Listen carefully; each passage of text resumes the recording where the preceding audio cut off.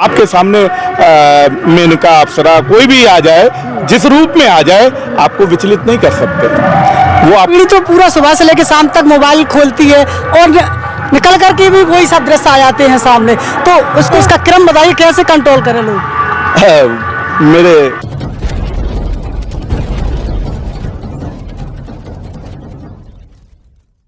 आपकी जन अदालत न्यूज से मैं हूं राजा भैया पाल और आप देख रहे हैं आपकी जन अदालत न्यूज। और आपकी मठाधापति कृष्ण अनुभवानंद जी महाराज हमारे साथ जुड़ रहे हैं पंडोखर धाम में। स्वागत है आपका हमारे चैनल। जय श्री राम। महाराज जी, जिस तरीके से आज देश में चमत्कारों की कथा गाई जा रही है पूरे देश में, तो किस तरीके से देखते हैं आप? चमत्कार को नमस्कार है। चमत्कार होगा तभी तो नमस्कार होगा, और प्रसिद्धि तभी मिलेगी जब सिद्धि होगी कोई, तो बस उसी का ही है। चैनल पर डिबेट में तो लोग कह रहे हैं कि तो सब माइंड रीडिंग का खेल है। हाँ बिल्कुल है, आप भी कर लो, प्रयत्न करना पड़ेगा, थर्ड आई को जागृत कराना पड़ेगा, आज्ञा चक्र को, अपने देवता को प्रसन्न करना पड़ेगा, इनलाइटमेंट होना पड़ेगा। तो क्या मन में आपके चल रहा है, हम पहले उत्तर दे देंगे, आपको प्रश्न पूछने की जरूरत नहीं पड़ेगी। त्रिकालदर्शी पंडोखर सरकार हम में ऐसी कौन सी शक्ति है जिससे वो जो मन में होता है वो बता देते हैं? उनका आभास, कोई भी आया और उसके मन में क्या चल रहा है, ये आप में भी सामर्थ्य है, क्योंकि जितनी आत्मा हमारे में है उतनी पंडोकर जी में है, उतनी सभी सिद्ध योगियों में है, लेकिन किसने उसको चमका लिया तप के माध्यम से। एक उदाहरण देखिए, हमारे विष्णु जी हैं, इन्होंने जो है पिछले साल ही मैं इनसे मिला था, तब प्रयत्न इनका साधना जारी थी, और अब आज अपना दरबार लगा रहे हैं पीताम्बरेश्वर सरकार के नाम से, पंडोकर जी की ब्रांच कह सकते हैं जी। महाराज जी, जो तेज आपके चेहरे पे चमक रहा है वैसा ही तेज पंडोकर सरकार के उसके मस्तिष्क पे भी है, तो इसका राज क्या है? मेरा राज्य तो ब्रह्मचर्य है, उनका पूछना पड़ेगा। तो ये ब्रह्मचर्य का व्रत का पालन करना क्या आज के इस दृष्टिकोण में देखा जाए संभव है क्या? बिल्कुल है, आप संयम रखिए, सब कुछ है जो पहले के युगों में होता आया है वो आज भी संभव है, लेकिन उसका परसेंटेज कम हो गया है, उसका परसेंटेज बहुत कम हो गया है, लेकिन खत्म नहीं हुआ है। जिस दिन ये साधु और साधुता खत्म हो जाएगी उस दिन ये पृथ्वी फिर उपयोगी नहीं रह जाएगी मानव के लिए, तो ये रहेगी बस 1%, 2%, कभी 50% रही है, बस इतना अंतर है। युवा पीढ़ी हिंदुस्तान की आपको देख रही है, तो वो कैसे अपने देश को सुरक्षित करेगी, कैसे योग साधना करके वो जिस तरीके से स्वामी विवेकानंद हुए अपने देश में, और वैसा ही अगर वो सोच रखते हैं, सपना देखते हैं, तो साकार हो सकता है? बिल्कुल हो सकता है। हमारे राम जी हुए, कृष्ण जी हुए, कृष्ण जी अपने जीवन में उन्होंने उल्लेख किया, योगस्य कुरु कर्माणि, सर्वप्रथम योग को धारण करो फिर कर्म में प्रवेश करो। लेकिन अब ऐसा नहीं हो पा रहा है। क्यों नहीं हो पा रहा है? कि विदेशी, मुगल, अंग्रेज, ये सब जो आक्रांतकाली आए, इन्होंने जो है हमारी गुरुकुल व्यवस्था को ध्वस्त कर दिया, जिसके कारण ही हम अपने बच्चों को संस्कार नहीं दे पा रहे। न तो सनातन और हिंदू मैथोलॉजी के हिसाब से 25 साल हम लोग का ब्रह्मचर्य है, फिर 25 साल गृहस्थ, फिर वानप्रस्थ, सब संन्यास, लेकिन आज वो फॉलो नहीं किया जा रहा है, क्योंकि जो जहाँ पे वो फॉलो कराया जाता था वो अब नष्ट किया गया है। आज मैं अपने आश्रम में 25 बच्चे, 2 आचार्य मैंने अपॉइंट किए हुए हैं, उनको निःशुल्क शिक्षा, वेदों का ज्ञान, रुद्राभिषेक एवरीडे, और भी चीज़ें जो हमारे सनातन से रिलेटेड हैं सब करवाते हैं हम। आगे और भी बच्चे बढ़ाने की तैयारी है। आपके चैनल के माध्यम से हम कहेंगे, कोई भी बच्चा जो वेद को पढ़ने का इच्छुक हो और उसको निःशुल्क शिक्षा, दीक्षा, भोजन, आसन, आने जाने का किराया, सब कुछ उपलब्ध हमारा मठ कराएगा। बिल्कुल। तो आज हिंदुस्तान के उन तमाम युवाओं के लिए गुरुजी ने दरबार खोल दिए हैं, आपको जाने की देर है। पहले अप्सराएं हुआ करती थी, उसमें तमाम ऋषि मुनि मोहित भी हो जाया करते थे। आज के इस युग में भी अप्सराएं हैं, लोग मोबाइल खोलते हैं और उनके सामने वो दृष्टिकोण सामने दिखाई दे जाता है। तो पहले भी लोग नहीं बच पाते थे, तो अब इस युग में कैसे बच पाएंगे भला, और कैसे बच जाते हैं, कैसे बच सकते हैं? बचना नहीं चाहिए। जी। और अप्सराओं के पास भी समस्या है, जो पुरुष साधु के पास है वैसे ही साध्वियों के पास भी है, दोनों इक्वल है। बस ये है कि वो लोग उसको, उनके पास ये परमात्मा ने सामर्थ्य दिया है कि उसको वो बर्दाश्त कर सकते हैं, उसका रोक कर सकते हैं।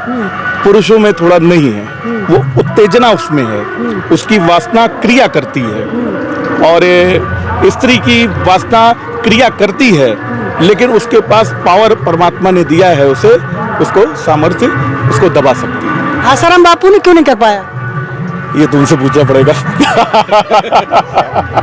एक बड़ा सवाल करना चाहेंगे। हमने एक कथावाचका का एक इंटरव्यू किया था, उन्होंने बताया था कि आज की जो युवा पीढ़ी है, जो जितने ज़्यादा आधुनिक कपड़े पहन लेता है या अपने आप को जितना प्रदर्शित कर लेता है, उतना ही अच्छा दिखना चाहता है।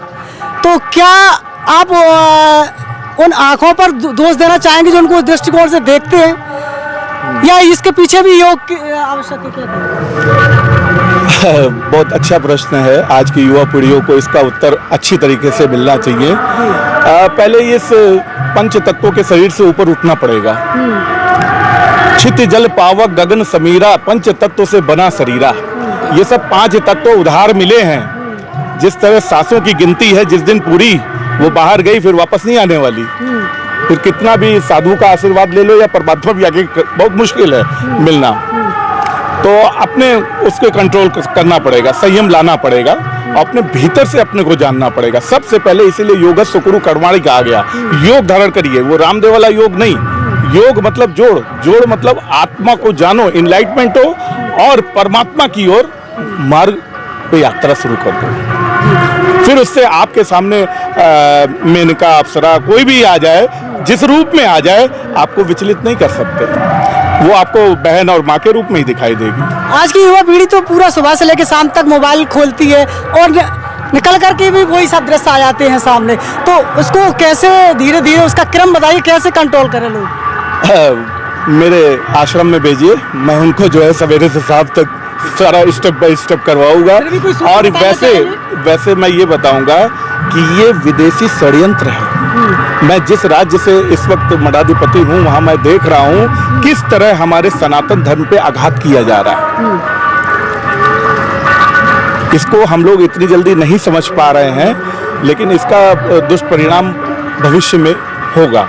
लेकिन परमात्मा की कृपा से परमात्मा ने वहाँ हमें भेजा है, तो उस दायित्व का निर्वहन हम अच्छी तरीके से कर रहे हैं।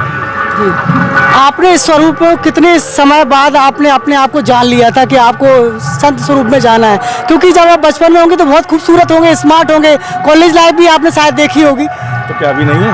जी, अभी नहीं है। अभी भी है। देखिए, अपने तप पे, अपनी साधना पे अगर चर्चा आपने की तो उसमें कहीं ना कहीं त्रुटि हो जाएगी। वो हमारा उसका मामला है, वहीं तक रहने दो। जी, आखिरी संदेश, क्या संदेश देना चाहेंगे देश की जनता को, युवा पीढ़ी को? हर मानव का स्वभाव आत्म साक्षात्कार का है। 83,99,999 योनि वो चीज नहीं कर पाएगी, खाली एक मानव का शरीर। अहो भाग्य मानुष तन पावा, सुर दुर्लभ सब ग्रंथन गावा। सारे ग्रंथ गा रहे ही मानव का शरीर। देवता भी आते हैं, तड़पते हैं कि मानव का शरीर मिले। तो मानव का शरीर मिला है, सबसे पहले अपने को जानो, तब आप जो पूजा पाठ करोगे उसका अर्थ होगा।